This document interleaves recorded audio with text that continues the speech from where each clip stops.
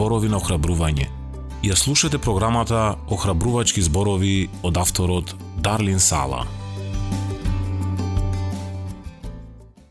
Еве како Бог действува.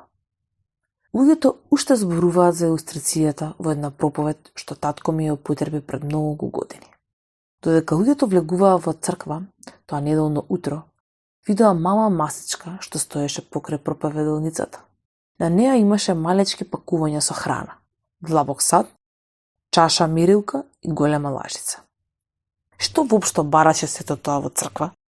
Кога дојде време за проповета, тој најпрво ја подигна чашата мирилка и едно мало пакување со брашно.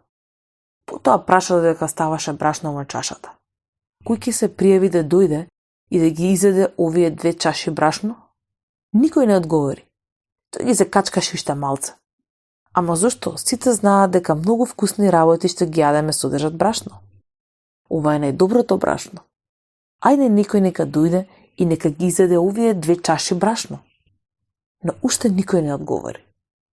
Потоа го подигна какаото и почна да става од негова чашата мерилка.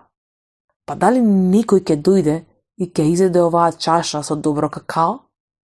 Повторно никој не се пријави. Дури ни децата. Потоа понуди путер. Немаше доброволци.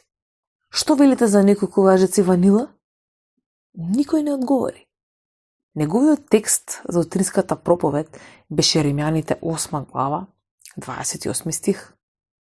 Но знаеме дека сите работи содействуваат за доброто на оние кои го љубат Бога, кои се повикани по неговата намера. Примената беше очигледна. Често пати се случуваат работи на верниците додека чекорат ни животот. Кога ги разгледаме поединечно, тие немаат смисла и понекогаш немаат добар вкус. Но кога ќе се измешаат заедно, па само почекај. Во тој момент мама истапи на бината и донесе вкусна чоколадна торта. Вкусно! Па не гледај само кон еден негативен инцидент во животот и не дозволувај страфот да те опфати. Ако си Божјо дете, го љубиш и си повикан според неговата намера, биди сигурен дека тој ќе направи да содействуваат опкружувачките околности за добро. Бог знае како да направи вкусни чоколадни торти.